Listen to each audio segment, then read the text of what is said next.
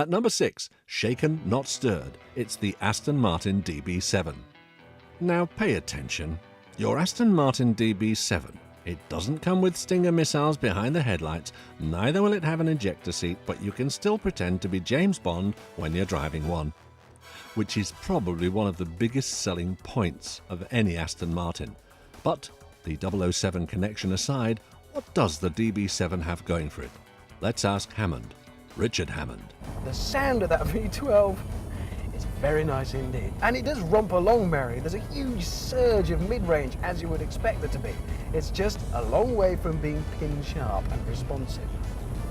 The whole package sums up tradition, hand-built craftsmanship and British engineering. Yes, we know that Aston Martin is now owned by Ford, but at the heart of this car is the classically British Grand Tourer with stunning looks and head-turning styling.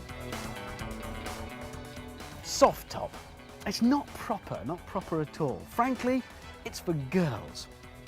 I mean, the playing fields of Eton didn't make us frightfully brave just so we can mince around in a giant hairdresser's chariot, did they? Some cars, really vulgar cars, suit having the top chopped. And then others, well, you might as well, because they're never going to be monsters to drive anyway. But an Aston Martin, well, it just doesn't seem right somehow. So enough of this wanton decadence, enough of this, frankly, continental display. I'm going to be sensible, like you should. And anyway, looks like rain. The posh V12 Vantage version has proved so popular, even when £8,000 more than the mere 6-cylinder, that the base model has actually been discontinued. Doesn't this show how money isn't a factor here?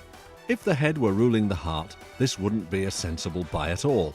After all, the cabin has no room, the pedals are weirdly offset, and there are annoying little parts which look as if they're from a Ford or Mazda. But the heart wins, and this Aston Martin will definitely leave you shaken, not stirred.